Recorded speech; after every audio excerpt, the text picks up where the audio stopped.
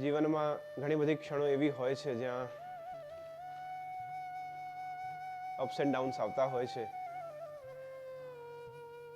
ચાહે જીવન શૈલી હોય, જીવનના દરેક સ્ટેજીસ હોય, દરેક ક્ષણમાં જીવનના અપ્સ એન્ડ ડાઉન્સ આવતા હોય છે બધાના જ. અને જેમ સમુદ્રમાં, જેમ તળાવમાં, જેમ જલમાં નાવ હોય છે અને નાવ સતત ઉછળતી રહે છે, એનું ગતિ બની રહે છે, એ જ પ્રમાણે માનવ જીવન પણ એવો જ છે કે લહેરો આવતી જાય, ઊંચ નીચ આવતી જાય, અને એ વેવ્સમાં આપણે કેટલા સ્ટેબલ રહીએ છીએ એ ખૂબ જ મહત્વનું છે.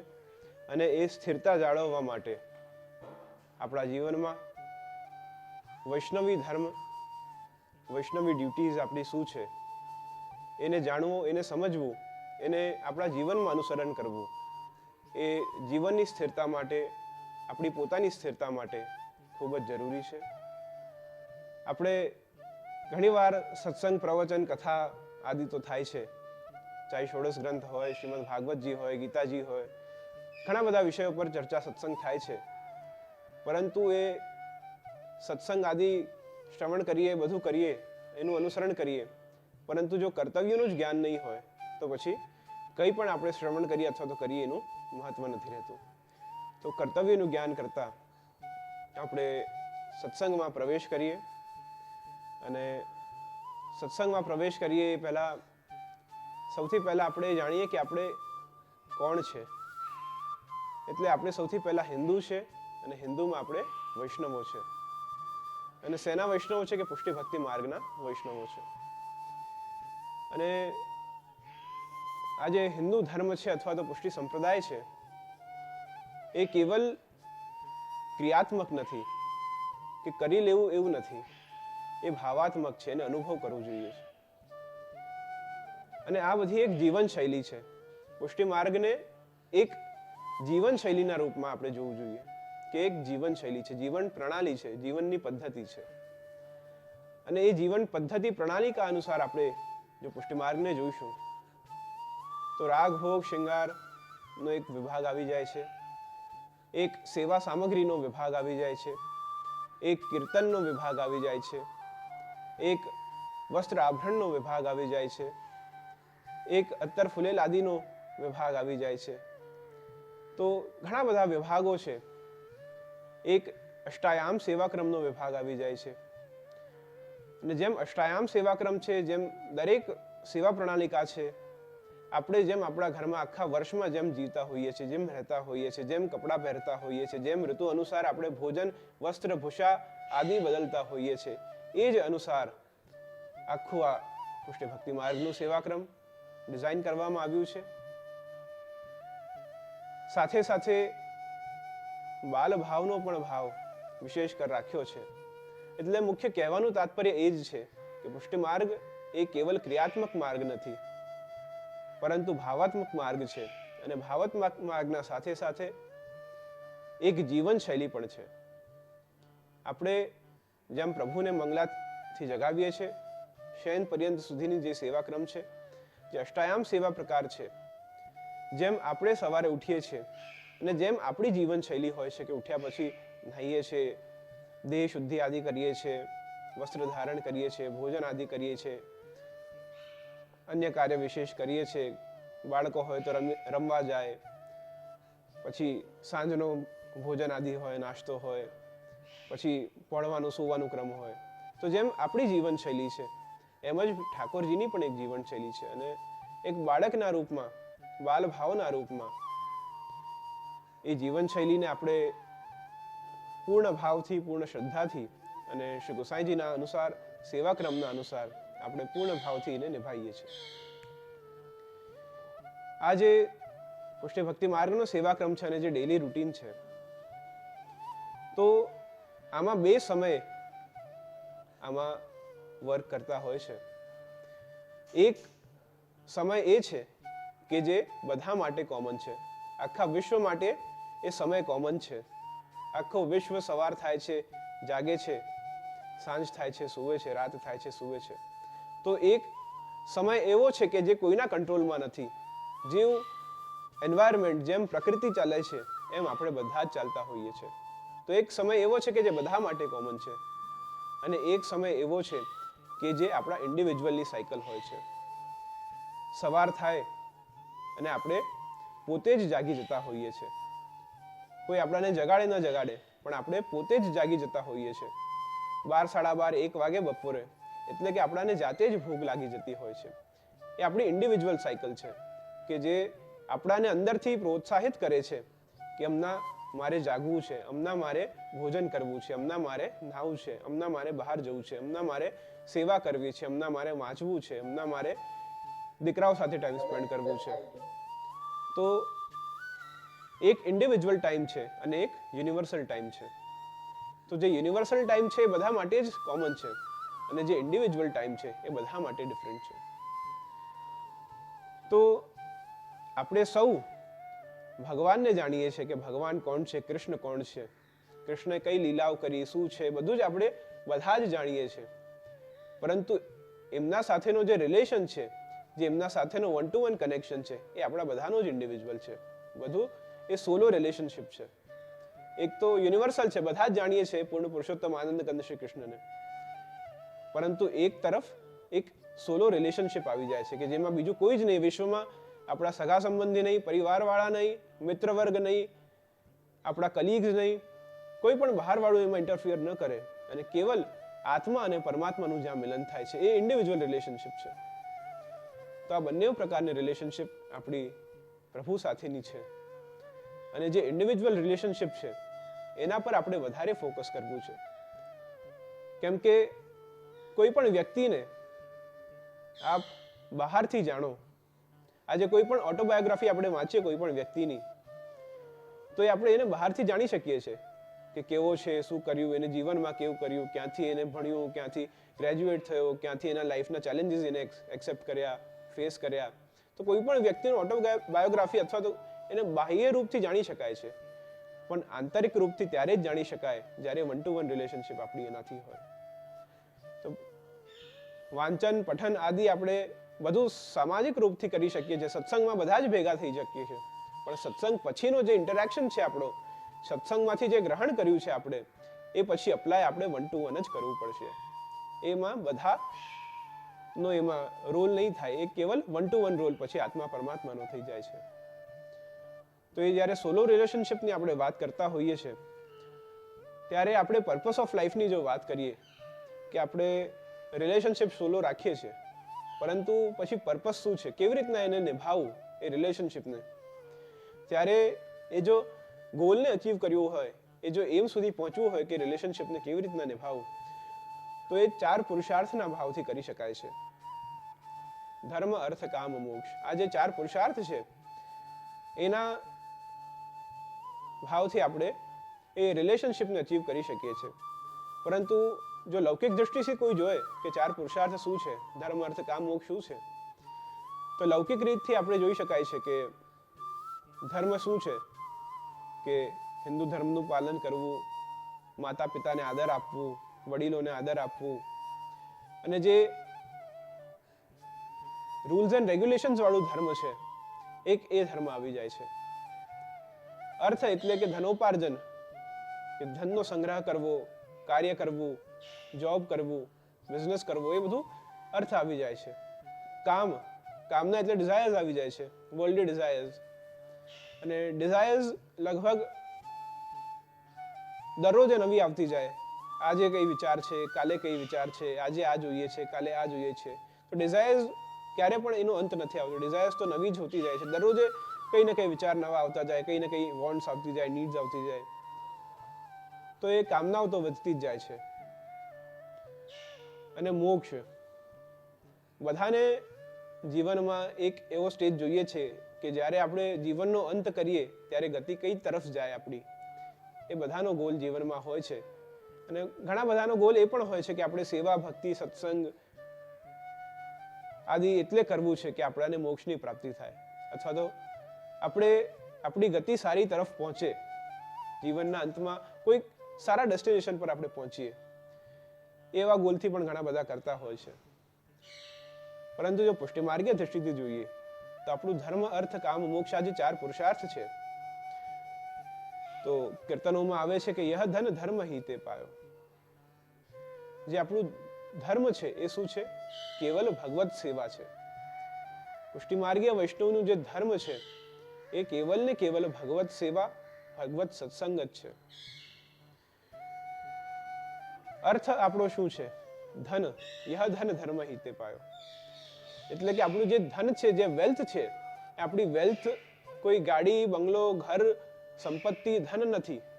આપણો જે વેલ્થ છે એ બધાથી ઉપર છે. એ સ્વયં પરમાત્મા શ્રી કૃષ્ણ છે.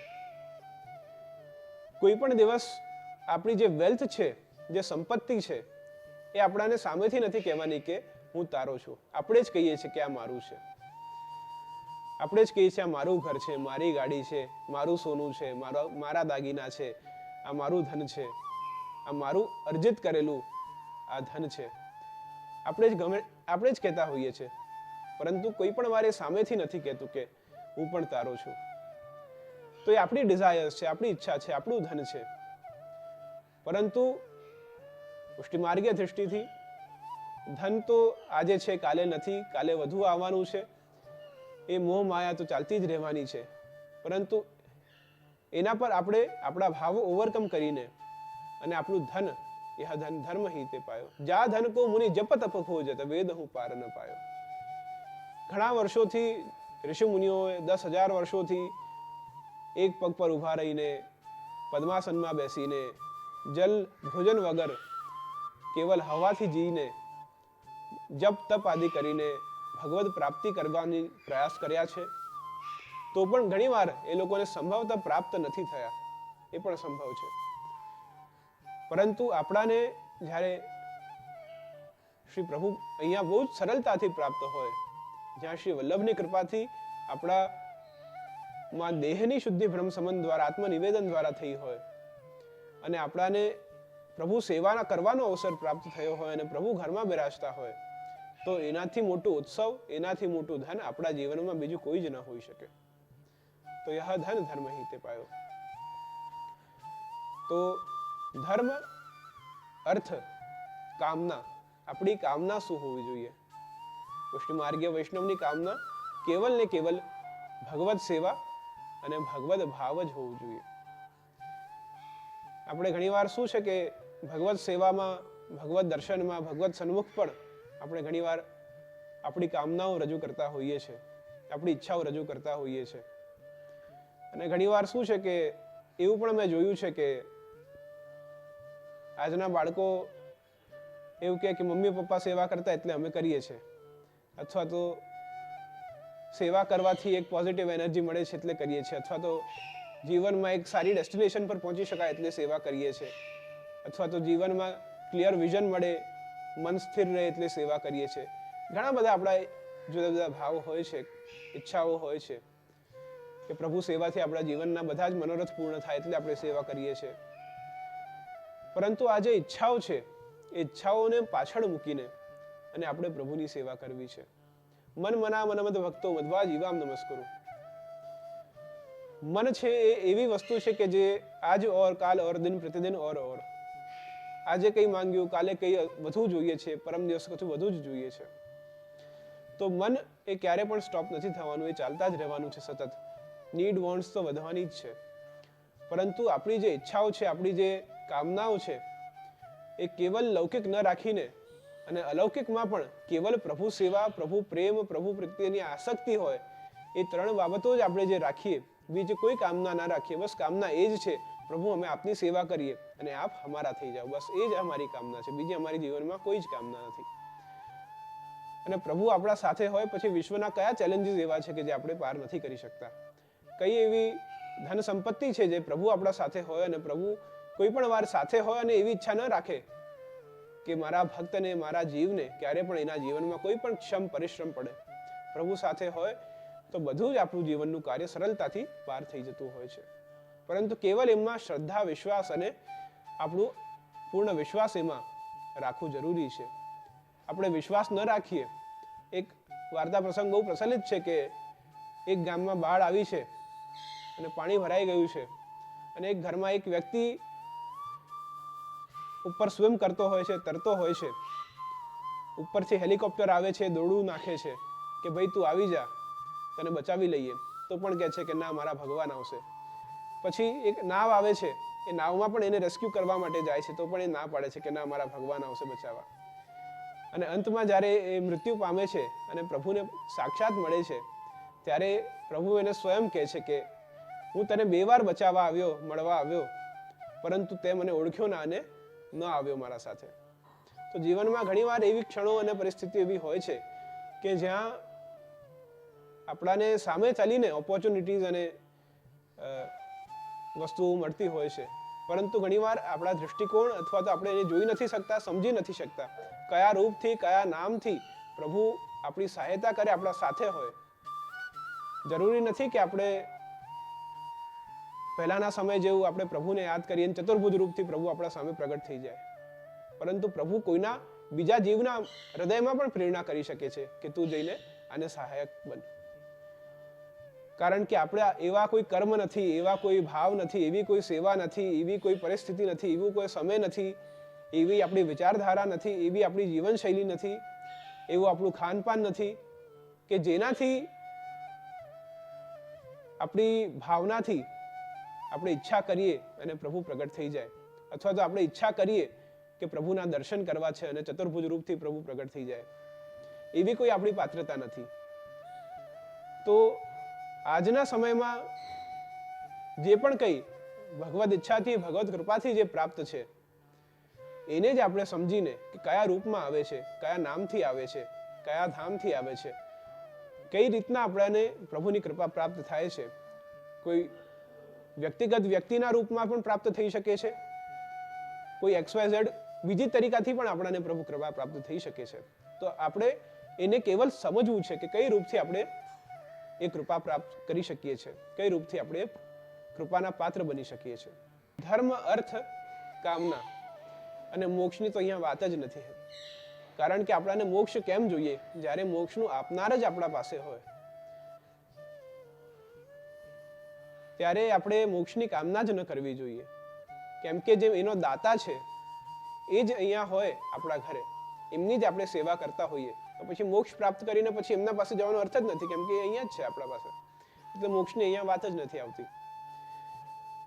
તો ધર્મ આપણો પ્રભુ સેવા છે, અર્થ આપણા સ્વયં પ્રભુ છે, કામના આપણી કેવલ ભગવત સેવા અને ભગવત પ્રત્યેનો પ્રેમ છે, અને મોક્ષ મુક્તિ આ બધું કેવલ પ્રભુ સેવામાં જ બધું આવી જાય છે. તો આ ધર્મ, અર્થ, કામ, મોક્ષ 4 પુરુષાર્થના ભાવથી આપણે પ્રભુ સેવા અને પુષ્ટિ માર્ગને સમજવું જોઈએ. તો આપણે પુષ્ટિ માર્ગીય જીવન પણ સમજી શકીશું, પ્રભુ પ્રત્યેનો ભાવ પણ સમજી શકીશું, અને આપણું એન્ડમાં શું ગોલ છે, સેવા કરવાનો, ભગવદ નામ લેવાનો, સત્સંગ કરવાનો શું ગોલ છે, અંતિમ ગોલ શું છે, એ પણ આપણે સમજી શકીશું. તો આ 4 તત્વો આપણે સમજવા ખૂબ જ જરૂરી છે. અને બીજા ઘણા વૈષ્ણવી કર્તવ્યના કી બેનિફિટ્સ એક છે, કી બિલીવ્સ છે કે જે આપણે સમજવી ખૂબ જ જરૂરી છે. સૌથી પહેલું કે ટ્રુથ ઇઝ ઇટર્નલ. જે સત્યતા છે એ આંતરિક છે. આપણે ઘણીવાર આજના સમયમાં નાના નાના જૂઠ એટલા બોલી દઈએ છીએ. ઘણીવાર શું થાય કે આપણે ઘરે હોઈએ અને કામ પર આપણે કહેતા હોઈએ કે હું કામ કરું છું, અથવા તો આપણે બહાર હોઈએ અને ઘરથી કોઈનો ફોન આવે ત્યારે કહીએ છીએ હું કામ પર છું. એવા નાના નાના ઘણા બધા જૂઠો આપણે ડેઈલી લાઈફમાં બોલતા હોઈએ છીએ. પરંતુ એ નાના નાના જૂઠોથી પછી કહેવાય છે કે એક જૂઠ 100 જૂઠ બોલાતા હૈ. એક જૂઠથી આપણે પછી 100 જૂઠ બોલીએ છીએ. તો નાના નાના જૂઠો. તો જે સત્યતા છે એ સત્યતા જ્યાર સુધી ઇટર્નલ નહીં થાય, આંતરિક સત્યતા નહીં હોય, ત્યાર સુધી બાહ્ય જે સત્યતા છે, જે ટ્રુથ છે, એ પણ નહીં આવી શકે. તો પહેલા આપણે અંદરથી સત્યતાને અપનાવવું છે, સાત્વિક થવું છે. આપણે બહારથી કોઈ વ્યક્તિને કહી દઈએ તું બહુ જ સારો છે, બહુ જ સારો દેખાય છે, અથવા તો તારી વાણી બહુ સારી છે, તારા પહેરવેશ બહુ સારા છે, અને અંદરથી આપણે બહુ જ ખાર ખાતા હોઈએ એના પર, અંદરથી બહુ જ આપણે એના વિશે કંઈ ખરાબ વિચારતા હોઈએ, તો પછી એ જ વસ્તુ પાછી અહીંયા આવી જાય છે કે આપણે કંઈ દેખાઈએ છીએ કંઈ બીજું અને અંદરથી સત્યતા તો કંઈ બીજી જ છે. તો જે અંદર છે એ જ બહાર પ્રગટ કરો. ના ગમતું હોય તો ના બોલો, એનાથી ગમતું હોય તો સામેથી કહી દો, પરંતુ જે અંદર જે સત્યતા છે એને જ બહાર પ્રગટ કરો. એટલે જે ઇટરનલ છે, જે ઇટરનલ ટ્રુથ છે એ ખૂબ જ સત્ય હોવી જોઈએ. એકમ સત વિપ્રા બહુધા વદંતી. સત્ય એક જ છે, એને કેવલ બીજા રૂપથી જોઈએ તો આ વિશ્વનો સત્ય કોણ છે? તો આ વિશ્વમાં સત્ય એક જ છે, એ શ્રી કૃષ્ણ છે. એકમ સત વિપ્રા બહુધા વદંતી. એના ઘણા બધા નામો છે, ઘણા બધા રૂપ છે, લીલાઓ છે, ધામ છે. તો એ જ રીતના જે ટ્રુથ છે એને અંદરથી સમજીએ, પછી એને બહાર પ્રગટ કરીએ. તો જે બંને સ્વરૂપ છે આપણા બધાના, બે રૂપ છે, ડ્યુઅલિઝમ છે આપણી અંદર કઈ બીજા છે, બહાર કઈ બીજા છે. તો એ ડ્યુઅલિઝમ જે છે આપણામાં એ મિનિમલ આપણે એને સમજીએ, જેટલું ઓછું થાય એમાં ભેદ રાખીએ, જે અંદર છે એ જ બહાર આપણું સ્વરૂપ રાખીએ, તો કેવલ એ સત્યતાને આપણે પૂર્ણ ન્યાય આપી શકીશું. બીજું, વેદાસ આર ધ અલ્ટિમેટ ઓથોરિટી. જે આપણા હિન્દુ સનાતન વૈદિક ધર્મના જે વેદ છે એ વેદને પણ આપણે સમજવું જોઈએ, કારણ કે જે વેદ છે એ આપણી હિન્દુ સનાતન વૈદિક ધર્મની ધરોહર છે. આપણે ભલે નિત્ય જીવનમાં અથવા તો પુષ્ટિમાર્ગીય જીવનમાં વેદનું એટલું મહત્વ ના હોય અથવા તો સમજી ન શકતા હોઈએ, પરંતુ એનું એક ઓવરવ્યૂ થવું કે વેદ શું છે, કયા કયા વેદો છે, કયા વેદોમાં શું છે, એ બધું સમજવું એક હિન્દુ ધર્મના હિસાબથી, એક હિન્દુના હિસાબથી, એક વૈષ્ણવના હિસાબથી એક ઓવરવ્યૂ થવું એનું કે વેદ શું છે, આપણા શાસ્ત્રો શું કહે છે, આપણો ઇતિહાસ શું કહે છે, આપણું ટ્રેડિશન શું કહે છે, એનું પણ એક સમજ હોવી ખૂબ જ જરૂરી છે. પછી everyday everyone should strive to achieve dharma. દરેક વ્યક્તિને ધર્મને પ્રાપ્ત કરવા માટે પ્રયાસ કરવા જોઈએ. અને આપણું ધર્મ શું છે? પ્રભુ સેવા છે. એટલે નિત્ય ડેઈલી લાઈફમાં આપણે પ્રભુ સેવાને કેવી રીતના વધુથી વધુ કરવા જોઈએ, કરી શકીએ, એ માટે આપણે પ્રયાસ શું કરીએ છીએ એ આપણે જોવાના છે. We need to strive to achieve dharma. Understanding the concept helps us understand build faith. આપણે એને જે કોન્સેપ્ટ છે, પુષ્ટિમાર્ગનું શું કોન્સેપ્ટ છે, એને જો સમજીએ તો આપણે ભાવ આપણું જાગૃત થઈ શકે છે. આપણે પુષ્ટિમાર્ગને જ ન સમજતા હોઈએ, પ્રભુ સેવાને જ ન સમજતા હોઈએ કે સેવા કેમ કરીએ છીએ, નિત્ય સેવા કેમ કરીએ છીએ, પ્રભુને સવારે કેમ જગાડીએ છીએ, ભોગ કેમ ધરીએ છીએ, સ્નાન કેમ કરાવીએ છીએ, અથવા તો પાઠ આદિ કેમ કરીએ છીએ, સત્સંગ કેમ કરીએ છીએ. જો આનું ઓવરવ્યૂ જ ના હોય આપણા પાસે, આને જો સમજતા જ ન હોઈએ, તો આ કોન્સેપ્ટને પહેલા આપણે સમજવું છે, ત્યારે જ આપણે ભાવ જાગૃત કરી શકીશું કે સ્નાન આપણે પ્રભુને કરાવીએ છીએ તો કેમ કરાવીએ છીએ. એ ભાવને સમજીએ તો જ પછી એ નિત્ય સેવામાં આપણે એના સેવા પ્રત્યેનો ભાવ આપણે જગાવી શકીશું. The goal of individual should be પ્રભુ પ્રાપ્તિ. આપણું કેવલ ગોલ ભગવદ પ્રાપ્તિ જ હોવું જોઈએ. જેમ પહેલા મેં કીધું કે બીજી બધી ડિઝાયર્સને પાછળ મૂકીને કેવલ ભગવદ પ્રાપ્તિ જ આપણું ગોલ હોવું જોઈએ. અને અનકન્ડિશનલ સરેન્ડર ટુ ગોડ. કોઈ પણ કન્ડિશન વગર અનકન્ડિશનલ સરેન્ડર થવું છે આપણે. કોઈ પણ એમાં મેણ મર્યાદાઓ, આપણી ઈચ્છાઓ, આપણી કંઈ પણ એમાં પ્રસ્તુત કર્યા વગર અનકન્ડિશનલી કેવલ આપણું પૂર્ણ ભાવ પ્રભુને અર્પિત કરીએ, એ જ આપણું અલ્ટિમેટ ગોલ હોવું જોઈએ. ભાગ્ય એક એવી વસ્તુ છે કે જે કદાચ આપણે બધા જ જીવનમાં અનુભવ કરીએ છીએ, અથવા તો અનુભવ કરતા હોઈએ છીએ, અથવા તો અનુભવ કરી શકીએ છીએ. અને આપણે અહીંયા એકત્રિત થયા છે, આપણે પુષ્ટિ ભક્તિ માર્ગમાં જોડાયા છે, આપણે નિત્ય સેવા કરીએ છીએ, ઠાકોરજી આપણા ઘરે બિરાજ્યા છે, આપણે બ્રહ્મ સંબંધી જીવ બન્યા છે, અને આપણાને નિત્ય ભગવત નામ લેવાનો અવસર મળે છે. એ કદાચ આપણા બધાનું ભાગ્ય છે. ભાગ્ય સંબંધે ન્યારો, રાનીજુ ભાગ્ય સંબંધે ન્યારો. એટલે ભાગ્ય આપણું ખૂબ જ સારું છે કે આપણાને આવો સારો ધર્મ, આવો સારો સંપ્રદાય, આવા સારા વૈષ્ણવો, આવો સારો અવસર પ્રભુ સેવા કરવાનો આપણાને મળ્યો છે.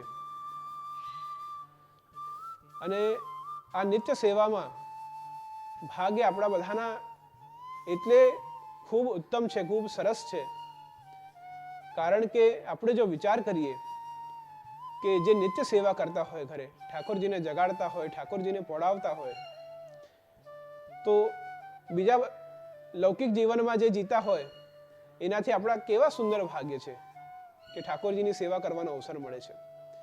ક્યારે વિચાર કર્યો છે કે કોઈના ઘરે ઠાકોરજી બિરાજતા હોય, સવારે શૈયાજી પરથી ચાદર દુલાઈ હટાવીને મુખવસ્ત્ર ગાદી પર પધરાવીને ઠાકોરજીને શૈયાજી પર બિરાજમાન કર્યા, અને એકદમ સવારે બાળક કેમ આમ જીનીથી આંખોથી ઉપર જોતું હોય એમ પૂર્ણ પુરુષોત્તમ આનંદ કંદ શ્રી કૃષ્ણ, જે આખા વિશ્વના સંચાલક છે, જે આખા જગતના નાથ છે, એ સવારે ઉઠીને કોનું મોઢું જોવે છે? તમારું, જે એમને જગાડે છે. જ્યારે એમને ભોગ ધરો છો ત્યારે આપનું મોઢું જોવે છે. જ્યારે એમને પડાવો છો ત્યારે કોનું મોઢું જોવે છે? આપનું મોઢું જોવે છે. તો જે જગતનો નાથ છે એમની સેવા કરવાનો અવસર જ્યારે આપણા સૌને મળ્યો હોય, તો પછી આનાથી ઉત્તમ ભાગ્ય કોઈ વૈષ્ણવી જીવનમાં શું બીજું હોઈ શકે? તો આ અતિ ઉત્તમ ભાગ્ય આપણા બધાનો છે. અને આ ભાગ્યને સમજીને, આ ભાગ્યને પૂર્ણ ન્યાય આપી શકાય. જ્યારે આપણા ઘરે પ્રભુ બિરાજતા હોય તો પૂર્ણ ન્યાય આપીને આપણે પછી ખૂબ આનંદથી, ખૂબ ઉત્સાહથી એ જગતના નાથને રીઝવવાનું છે. અને જ્યારે આપણે જગતના નાથને રીઝવીએ છીએ ત્યારે એ જગતનો નાથ આપણા બધા જ મનોરથ વગર કહે પૂરો કરી દેતો હોય છે. એટલે આપણે ક્યારે પણ મનોરથ પૂર્ણ કરવાની ઈચ્છા રાખવી જ ન જોઈએ કે આપણા કોઈ પોતાના મનોરથ પૂર્ણ થાય, લૌકિક મનોરથ કોઈ પૂર્ણ થાય, એ આપોઆપ પૂર્ણ થઈ જાય છે. કેવલ શ્રી વલ્લભાચાર્યજી શું કહે છે, શ્રી ગોસાઈજી શું કહે છે? કેવલ ભગવત સેવા કરો, ભગવત આસક્તિ રાખો, ભગવત પ્રેમ રાખો, નિત્ય સેવા કરો. આ બધા કરવાથી સહજતમ આપણા બધા જ કાર્ય, લૌકિક કાર્ય પૂરા આપોઆપ થઈ જાય છે. આપણે ચિંતા પણ કોઈ વાર વ્યક્ત કરવાની પણ જરૂર નથી પડતી. આપોઆપ ઠાકોરજી બધા જ આપણા કાર્ય પૂર્ણ કરી દેતા હોય છે. પરંતુ આપણે આપણા જીવનને ઘણી બધી એટલી પદાર્થોથી, લક્ઝરીઝથી, વસ્તુઓથી, પ્રોડક્ટ્સથી ભરી દીધું છે કે આપણે જે મિનિમલ, આજનું એક કોન્સેપ્ટ છે કે મિનિમલ રહેવું. આજે એક નવું કોન્સેપ્ટ આજકાલ શરૂ થયું છે કે બહુ જ મિનિમલ જીવન કરવું, બહુ જ મિનિમલ લાઈફસ્ટાઈલ રહેવી, બહુ જ મિનિમલિઝમથી રહેવું. પરંતુ એ જે મિનિમલિઝમ છે કે જેમાં ઓછામાં ઓછી જીવનમાં વસ્તુઓ લાવી અને વધુથી વધુ જીવનને કેવી રીતના જીવી શકાય, એ જે કોન્સેપ્ટ છે બહુ જ મને ગમ્યો. કે જીવનમાં બીજા બધા પદાર્થો, લક્ઝરીઝ છે, આઇટમ્સ છે, વસ્તુઓ છે, એ બધી જીવનમાં જેટલી ઓછી થશે અને જેટલું સાત્વિકતાથી આપણે જીવન જીવી શકીશું એટલી વધારે આપણે ભક્તિભાવ અને સેવા કરી શકીશું. આજકાલ આપણા પાસે મોબાઈલ ફોનો, કમ્પ્યુટરો, લેપટોપો, આઈપેડો, એટલા બધા ડિવાઇસીસ વધી ગયા છે, ટીવી છે, એટલા બધા ડિવાઇસીસ આપણા વધી ગયા છે કે આપણું લગભગ જીવનનું અડધો સમય એમાં જ જતો રહે છે, દિવસનો અડધો સમય એમાં જતો રહે છે. પરંતુ જેટલા મિનિમલ રહીએ, જેટલું ઓછો સમય, જરૂરત પૂરતો સમય આમાં નાખીએ અને બીજું જેટલું પણ સમય વધે છે એ સમય આપણે આત્મચિંતન, પ્રભુ સેવામાં જો એને વ્યતીત કરીએ તો આપણું જે સમય છે એ સાર્થક ગણાશે. આજના યંગસ્ટર્સ હું ઘણીવાર જોઉં છું અને ઘણીવાર પોતે પણ અનુભવ કર્યો છે મેં કે જ્યારે આપણે સોશિયલ મીડિયા ઘણા બધા યંગસ્ટર્સ યુઝ કરતા હોય છે તો કલાકો યુટ્યુબ પર, કલાકો ઇન્સ્ટાગ્રામ પર બીજાની જીવનશૈલી જોવામાં નીકાળી દેતા હોય છે કે બીજા શું કરે છે જીવનમાં. પરંતુ આપણે આપણા જીવનને જ નથી જોતા કે આપણે આપણા જીવનમાં શું કરીએ છીએ. સારી વસ્તુઓ કોઈનાથી ગ્રહણ કરવી એ સારું છે, પણ એમાં પછી એટલું પણ નહીં ઉતરી જવું કે આપણે આપણું જીવનની કંટ્રોલ, આપણા જીવનની દોર આપણે એને સોંપી દઈએ. એટલે જે આ ડિવાઇસીસ છે, આ જીવનશૈલી છે, જે પદાર્થ છે, જે પ્રોડક્ટ્સ છે, એ બધા એટલા હાવી નથી જવા જોઈએ આપણા પર કે આપણે આપણા જીવનની ડોર પછી એને આપી દઈએ, એના પ્રમાણે પછી આપણી જીવનશૈલી ચાલે. આપણા હાથમાં એ કંટ્રોલ હોવો જોઈએ કે કેટલા સમય દિવસમાં આપણાને એ ડિવાઇસીસ યુઝ કરવા છે, કેટલા સમય આપણે જીવનમાં બીજી બધી વસ્તુઓને આપવા છે. તો એ જે જીવનની ડોર છે, જે સમય છે, એ આપણા હાથમાં છે. જો તારું બધું જ હોય તો છોડી બતાય તું. આ જે પદાર્થો છે, જીવન છે, આ છે, જેટલું પણ લૌકિક વસ્તુઓ છે, જો તારું બધું જ હોય તો છોડી બતાય તું. અને જો તારું કશું ન હોય તો પછી છોડી ના આવે તું. જો બધું જ તારું હોય તો છોડી બતાય તું, અને જો તારું કશું ન હોય તો છોડી ના આવે તું. આ જ જીવનની આપણે સાત્વિકતા સમજવાની છે. જો આપણું બધું જ હોય તો આપણે કઈ વસ્તુઓ છોડી શકીએ છીએ, આમાંથી કઈ લૌકિક વસ્તુઓ, કઈ સંસાધનો જે જીવનના છે એ છોડી શકીએ છીએ, અને કયા વસ્તુઓ છોડીને પછી આપણે આગળ આવી શકીએ છીએ, એ જ આપણે આ જીવનમાં જોવું છે. કારણ કે આ બધા વસ્તુઓ જેટલે આપણે આપણા જાતને સરેન્ડર કરીશું, એટલે જ આપણે આ બધી વસ્તુઓથી આપણે ભાવાત્મક પક્ષથી દૂર જતા જઈશું. તો જે આ બધા પદાર્થો છે એને ધીરે ધીરે કરીને, એક સાથે કરીને નહીં, ધીરે ધીરે વન બાય વન આપણે જીવનમાં ઓછા કરતા જઈએ, સાત્વિકતા તરફ વધારે આપણે જતા જઈએ. પહેલાના સમયમાં પણ જીવનશૈલી બધી સાત્વિક હતી. બધા માટીના લીપણ કરેલા ઘરમાં રહેતા, એકદમ સાત્વિક ભોજન બધા ખાતા, મરી મસાલા એકદમ મિનિમલ વાપરતા, પહેરવેશ પણ એકદમ મિનિમલ હતો,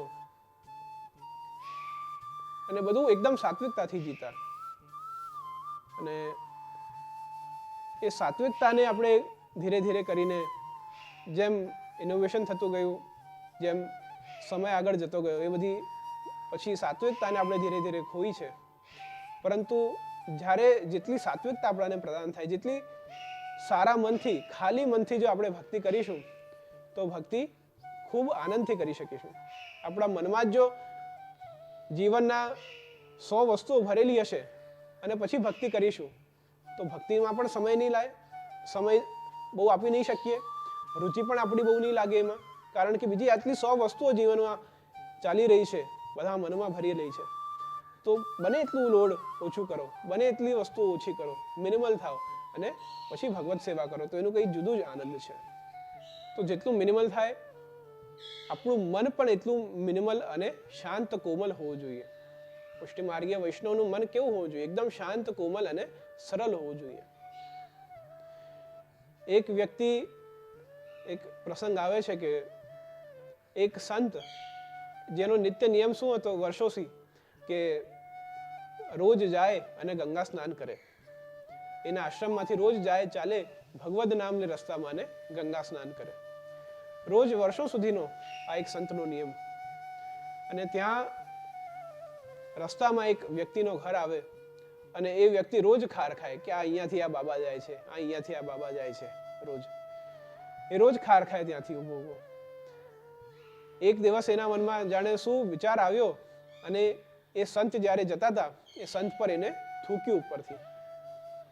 અને એ થૂક્યું અને થૂકીને અને એને પાછો અપવિત્ર કર્યો. સંત સ્નાન કરીને પાછો આવતો હતો અને એને થૂક્યું એટલે પાછા સંત અપવિત્ર થઈ ગયા. ફરીવાર પાછા એ સ્નાન કરવા ગંગાજીમાં ગયા. સ્નાન કરીને ફરીવાર આવ્યા, અને ફરીવાર આવ્યા ત્યારે પાછું એ વ્યક્તિએ થૂક્યું. ત્યારે ફરીવાર પાછા જ કંઈ કહ્યા વગર પાછા ગયા, સ્નાન કરીને આવ્યા. સ્નાન કરીને પાછા આવ્યા, પાછું થૂક્યું, પાછા સ્નાન કરવા ગયા. આવું સતત 108 વાર ચાલતું રહ્યું. 108 વાર સંત આવ્યા, સ્નાન કરીને આવ્યા, એ વ્યક્તિએ થૂક્યું, પાછા સ્નાન કરવા ગયા. જ્યારે 108 વાર આ કાર્ય થયું, આ ઇન્સિડન્ટ થયું, ત્યારે ઉપરથી એ વ્યક્તિ નીચે ઉતર્યો. નીચે ઉતરીને સંતના પગે પડી ગયો કે ક્ષમા કરજો, પણ મને આ સમજમાં ના આવ્યું કે આટલી બધી વાર મેં આપના પર થૂક્યું છે, આપને પરિશ્રમ આપ્યો છે, કષ્ટ આપ્યો છે, તો પણ આપ કેમ કંઈ બોલતા નથી, અથવા તો મારા પર ગુસ્સા નથી થયા, અથવા તો કંઈક પણ આપણા એક્સપ્રેશન્સ પણ ગુસ્સાવાળા નથી દેખાતા. હું આપના આ કાર્યથી હું ખૂબ જ પ્રસન્ન થયો છું, હું ખૂબ જ આપના ચરણોમાં સરેન્ડર કરવા માંગુ છું. ત્યારે સંત કહે છે કે ના ના, આવો કોઈ ભાવ નથી, તારી કોઈ પણ ભૂલ નથી. તે તો ઊંધું મને સેવાનો અવસર આપ્યો છે. તે તો ઊંધું હું એકવાર સ્નાન કરવા ગંગાજીમાં જતો હતો, પણ તારા કારણ હું 100 વાર જઈ શક્યો, આજે 108 વાર જઈ શક્યો. આ તારા કારણ થઈ શક્યું છે. આ તારા કારણ હું આ પુણ્યને અર્જિત કરી શક્યો છું. તારા કારણ હું ગંગાજીનો સ્પર્શ 108 વાર કરી શક્યો છું, અને તારા કારણે આ સ્નાન મને પ્રાપ્ત થયા છે. તો ઘણીવાર આપણા જીવનમાં આ જ બધી વસ્તુઓ, अपना जो जीवन नो जोवानो जो नजरियो है, जो देखने का जो जीवन का नजरिया है, वो हमें समझना खूब ही जरूरी है कि किस नजर से, किस दृष्टिकोण से हम जीवन को देख रहे हैं. बहुत बार क्या होता है कि हमारा जीवन को देखने का नजरिया ही बहुत अलग होता है. हम भगवत सेवा किसी को करता हुआ देखते हैं, या तो हम खुद करते हैं, तो किस भाव से, किस नजरिए से कर रहे हैं, वो भी देखना जानना खूब ही जरूरी है. तो जो देखने का जीवन का नजरिया है सबका अलग है, और जिस प्रकार से आधा ग्लास पानी का हो और वो आधा ग्लास में मैं उसको आधा देख रहा हूं, और कोई उसको कोई और नजरिए से भी देख सकता है. હું આવું માનું કે ગ્લાસમાં અડધું પાણી છે, અને કોઈ બીજું એવું જોવે ખાલી ગ્લાસમાં અડધું જ પાણી છે. तो બંનેનો નજરિયો જુદું છે. दोनों का नजरिया अलग है. मैं मान रहा हूं कि आधा ही पानी है, आधा पानी है ग्लास में, और कोई कह रहा है कि आधा ही पानी है. तो મારા માટે જે અડધું પાણી છે એ સફિશિયન્ટ છે, ઇનફ છે, અને કોઈ બીજો જોવે છે તો કહે છે કે અડધું જ પાણી છે, બહુ ઓછું છે. તો જે જોવાનો નજરિયો છે એ જુદો છે. એ જ રીતે 4 મિત્રો એક જંગલમાં જાય છે, ત્યાં એક વૃક્ષને જોવે છે. એક વૃક્ષને જોઈને અને ચારેય એ વિચાર કરે છે કે એક વ્યક્તિ વિચાર કરે છે કે વૃક્ષ સુકાયેલો છે, એમાંથી એને કાપીને અને એને આગ લગાડી શકાય છે. બીજો વ્યક્તિ વિચાર કરે છે કે વૃક્ષ સુકાયેલો છે, આને કાપીને કઈ ફર્નિચર બનાવી શકાય છે. ચોથો વ્યક્તિ એ જ વૃક્ષને જોવે છે. ત્રીજો વ્યક્તિ એ જ વૃક્ષને જોવે છે અને કહે છે કે સમય આવશે, થોડું સમય જશે, અને ફરીવાર આ સુકાયેલો વૃક્ષ ખૂબ હરિયાળી થઈ જશે આમાં, અને ખૂબ સરસ ફળ આપશે. અને ચોથો વ્યક્તિ એ વૃક્ષને જોવે છે અને કહે છે કે આ વૃક્ષ થોડા સમયમાં હરોભરો થઈ શકશે, અને એના નીચે એની છાયડામાં બેસીને હું આનંદ લઈ શકીશ. તો વૃક્ષ એક જ છે, પણ ચારેયના જોવાના નજરિયા જુદા છે. એટલે પ્રભુ એક જ છે, ઠાકોરજી એક જ છે, પરંતુ આપણા બધાના નજરિયા જુદા છે એમને જોવાના. રૂપ નામ વિભેદેન, આપણે બધા જ જુદા જુદા નામોથી, રૂપથી એમને જોઈએ છે, પરંતુ કયો રૂપ, કયો નામ, કઈ લીલા અને કયો ધામ વધારે પ્રિય છે, આપણાને વધારે કઈ રૂપમાં, કયા ભાવમાં, કઈ લીલા, એ ભાવથી આપણે સેવા કરવાની છે. અને કૃષ્ણ સેવા જે નિરંતર એ પ્રભુ સેવા છે. એટલે કૃષ્ણ સેવા સદા કાર્ય આપણે આ સદા સર્વદા આપણે કરવાની છે, નિત્ય કરવાની છે. એમાં પરિવર્તન કરી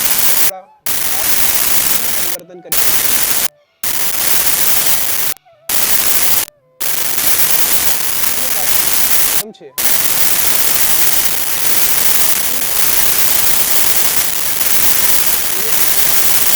ખૂબ જરૂરી છે, કારણ કે આપણે ભાવથી સેવા કરીએ સૌથી ઉત્તમ છે, ઉત્તમ પ્રકાર છે. કે આપણી કઈ આજે કઈ નવી સામગ્રી સિદ્ધ કરવાનો ભાવ થયો, જે પુષ્ટિ માર્ગમાં કશે એની રેસિપી નથી, પણ આપણે પ્રેરણા થઈ કે, અને આપણે જાણીએ છીએ કે આ બધી જ વસ્તુઓ પ્રભુને અંગીકાર, આપણે એ વસ્તુ સિદ્ધ કરીને કઈ નવી આપણો બહુ સરસ ભાવ છે અને ધરાવી શકીએ. પરંતુ જન્માષ્ટમી છે અને આપણું ભાવ ઠાકોરજીને ધરાવીએ, તો આપણે ભાવ આપણે ભાવમાં પણ કયા ભાવથી નથી થઈ શકતું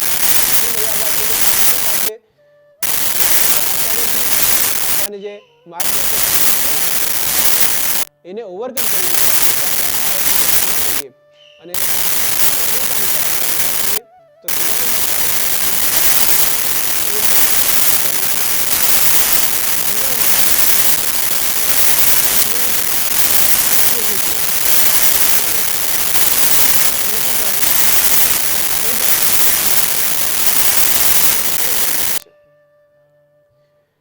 એટલે આપણે કોની સેવા કરીએ છીએ? આપણે જો લૌકિક વેમાં વિચાર કરીએ તો આપણે કોના અંશ છે?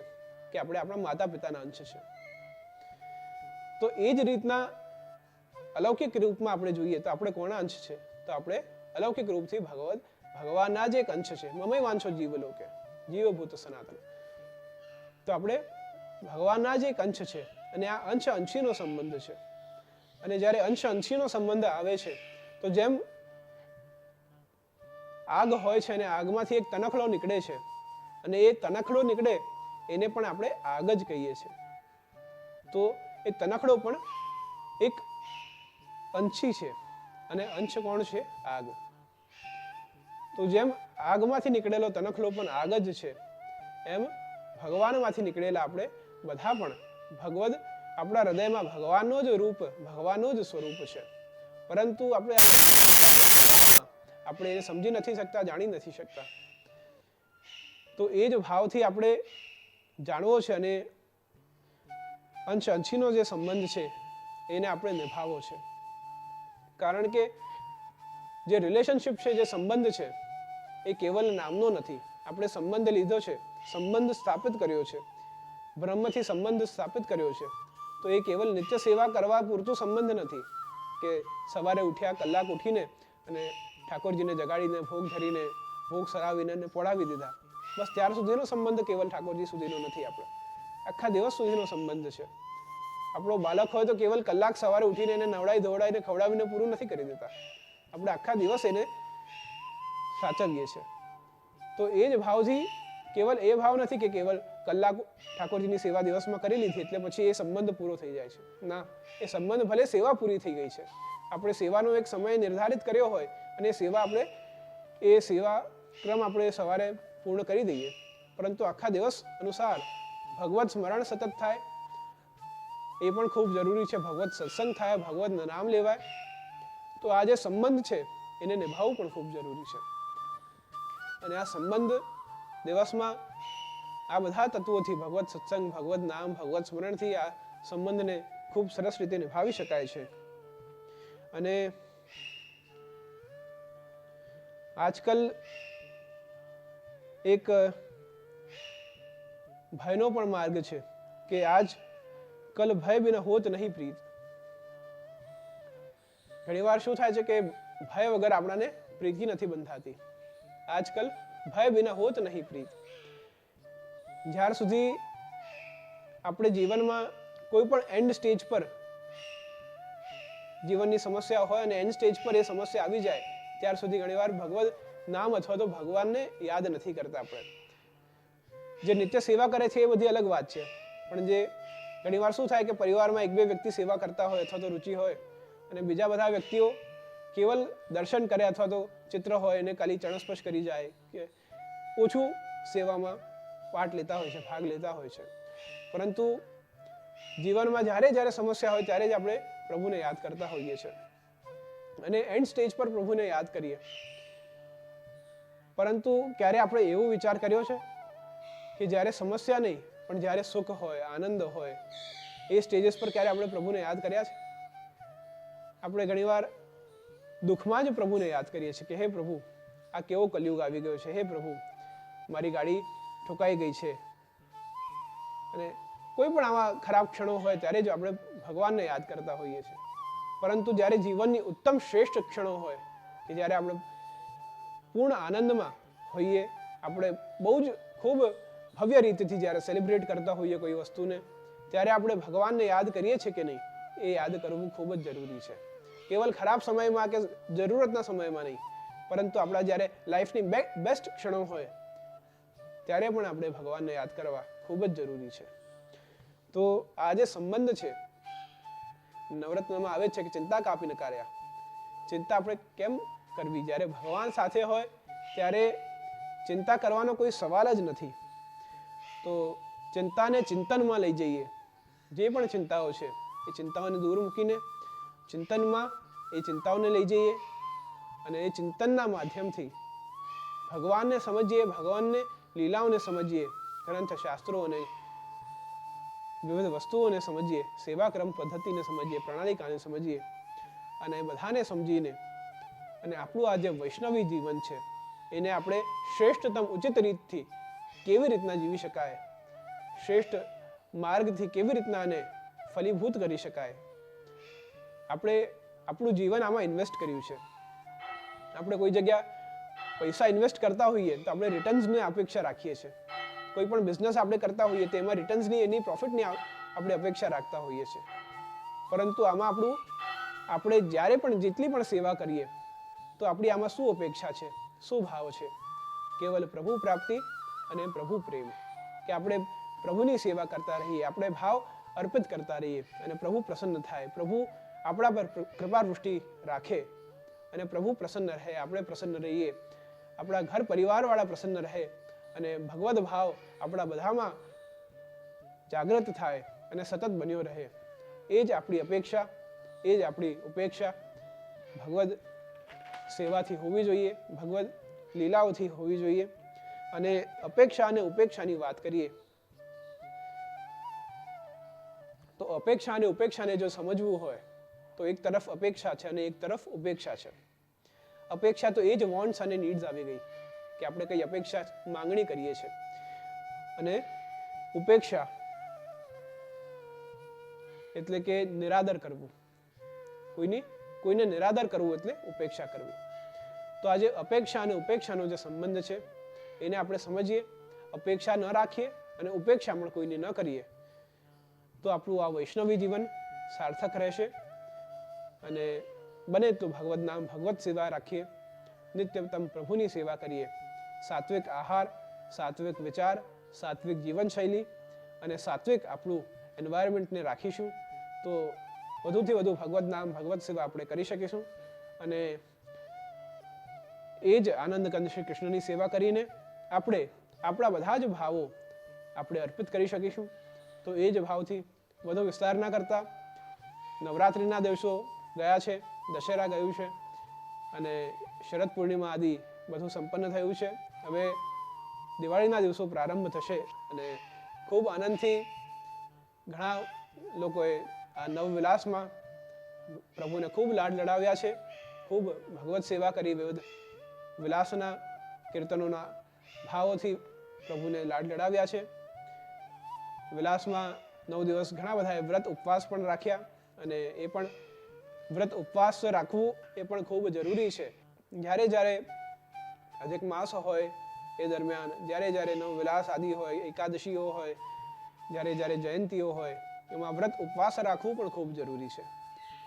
આ નવવિલાસમાં નવરાત્રિમાં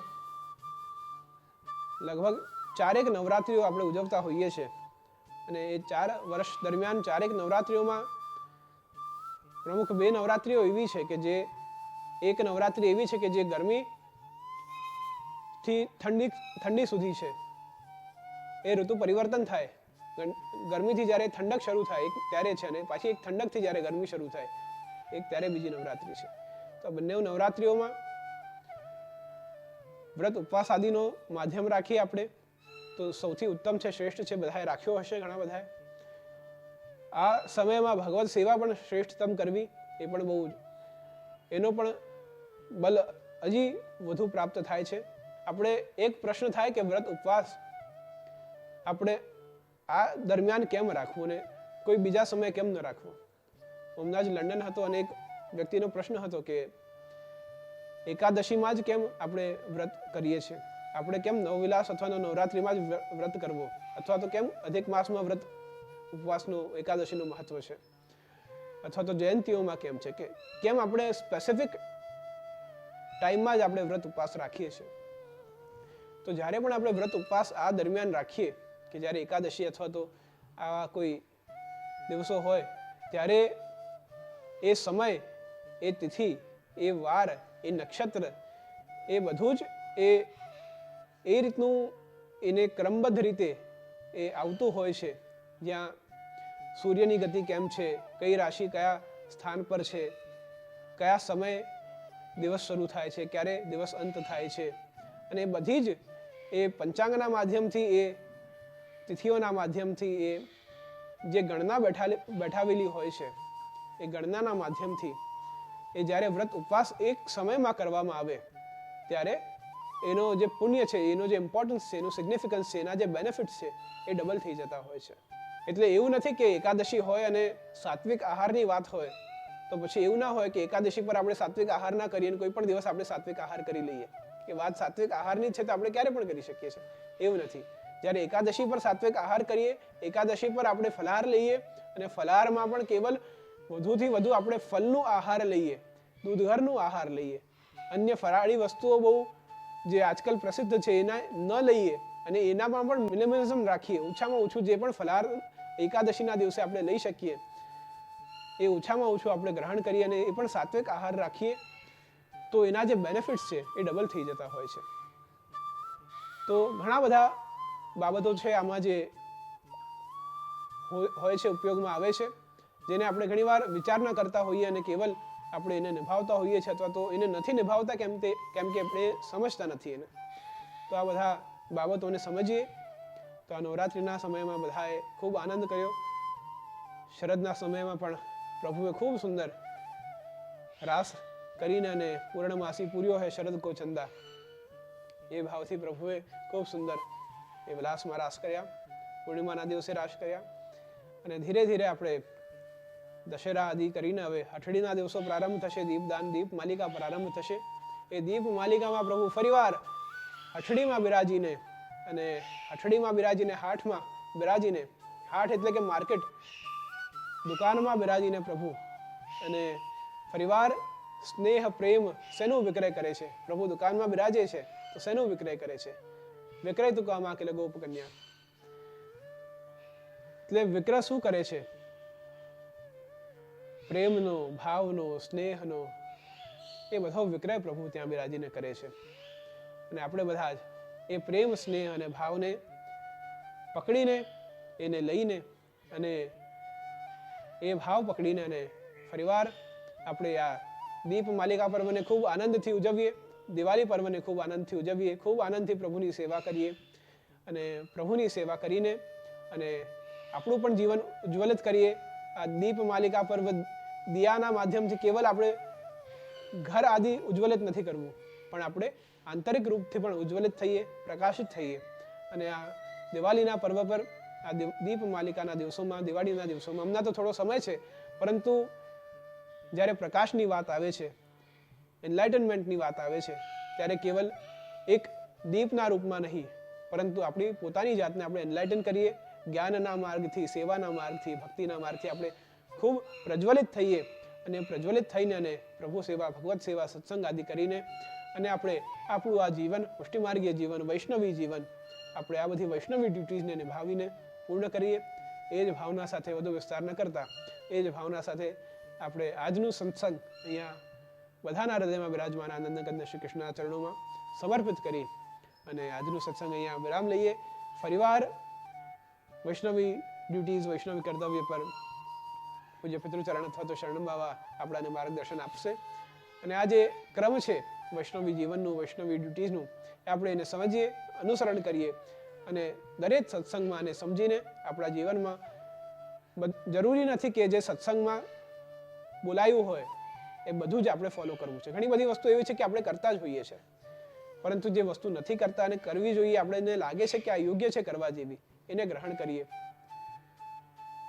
એક જણ કહે છે કે આપણે કથા સત્સંગ કરીએ છીએ એના કારણ કોઈ સારી ચેરિટીનું કાર્ય કરીએ, કોઈ પ્યાસો વ્યક્તિ હોય એને પાણી પીવડાવીએ અથવા તો કોઈ ગરીબને અન્ન આપીએ તો એ વધારે ભાગ્યનું કામ નથી, એ વધારે પુણ્યનું કામ નથી. પણ એક વસ્તુ જો સમજીએ કે જ્યારે આપણે સત્સંગ કરતા હોઈએ છીએ ત્યારે આપણે કોઈને પાણી આપીએ તો કદાચ એની એક ક્ષણ માટે એ શાંત થઈ શકે છે, એની તૃષ્ણા શાંત થઈ શકે છે. કોઈને આપણે કઈ વસ્તુ આપીએ ત્યારે કદાચ એક ક્ષણ માટે એ સુખ પ્રાપ્ત કરી શકે છે અથવા તો એને આનંદ પ્રાપ્ત થઈ શકે છે અથવા તો એનું જીવન સુધરી શકે છે. પરંતુ આ સત્સંગના માધ્યમથી જ્યારે સત્સંગ થાય છે અને એ સત્સંગમાં કેવલ એક વસ્તુ જો આપણે જીવનમાં આપણે ગ્રહણ કરીએ અને જીવનમાં આપણે રાઈટ વેમાં એને સમજી શકીએ અને એને ઉપયોગ કરીએ, આમાંથી ગ્રહણ કરીએ, તો એ એક વસ્તુ આપણી આખી જીવનને સુધારી શકે છે. તો જે આખી જીવનને સુધારી શકે એ જ સૌથી મોટી ચેરિટી છે. તો એ ભાવથી આ જીવનને આપણે કઈ દિશામાં, કઈ સારી રીતે આપણે આ જીવનને, આપણા સરાઉન્ડિંગ્સને શુદ્ધ કરી શકીએ, પવિત્ર કરી શકીએ, અને પવિત્રતામાં આપણે કઈ રીતના ભગવત સેવા કરી શકીએ, એ ખૂબ મહત્વનું છે. તો વધુ વિસ્તાર ના કરતા આજનો સત્સંગ આપણે અહીંયા પૂર્ણ કરીએ અને ફરીવાર જલ્દીથી આપણે સત્સંગમાં ભેગા થઈશું. ફરીવાર સત્સંગ મંડળને ખૂબ ખૂબ અભિનંદન. કનેક્ટિકટના બધા જ વૈષ્ણવોને ખૂબ ખૂબ અભિનંદન. અને સતત સત્સંગના માધ્યમથી, પ્રભુ સેવાના માધ્યમથી આપ સતત પ્રભુથી જોડાયેલા રહો અને એ જે સંબંધ છે આત્મા અને પરમાત્માનો એ બન્યો રહે, એ જ ભાવનાથી આપણે આ સત્સંગને અહીંયા વિરામ કરીએ છીએ. ફરીવાર જલ્દીથી મળીશું. શુભમ ભવતુ, કલ્યાણમસ્તુ.